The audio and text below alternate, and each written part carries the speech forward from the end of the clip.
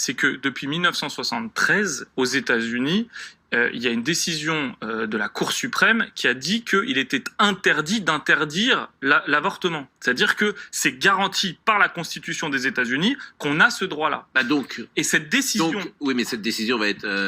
Et c'est volontairement qu'ils l'ont fait. C'est-à-dire que l'État d'Alabama prend une législation en sachant qu'elle est illégale, qu'elle n'est pas constitutionnelle, pour que ça soit emmené devant la Cour suprême dans l'espoir qu'ils changent leur point de vue, leur jurisprudence sur ce point-là. Pourquoi ?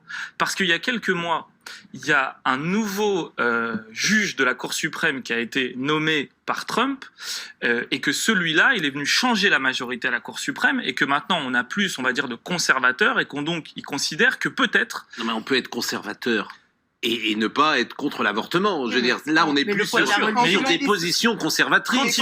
On est sur des positions Quand ils prennent cette décision, c'est stratégiquement leur but d'aller devant la Cour suprême, de se dire ils ont la majorité et peut-être qu'ils vont renverser ce qu'on appelle un précédent, puisque dans le droit américain, à partir du moment où une cour de justice a pris une décision, toutes les décisions suivantes sont tenues par cette décision-là. Et jusqu'à maintenant, on n'a jamais renversé les précédents. Et là, leur but, c'est de dire peut-être que eux, ils vont pour la première fois renverser le précédent. Ce qui est hallucinant, c'est que si c'est le cas, celui qui a été élu à la Cour suprême, Kavanaugh, le gros problème qu'il a eu au moment où il a été élu, c'est justement qu'on venait lui reprocher des faits de violence sexuelle et en particulier de viol, et qu'il a failli ne pas accéder à la fonction parce que justement il était mis en cause dans ces affaires-là. Alors se dire que peut-être il va venir renverser ce précédent alors que lui-même a été mis en cause dans des faits comme cela sur la question de l'avortement, c'est vraiment, si vous voulez, le bout du bout de ce qui pour moi sont les valeurs de l'état de droit.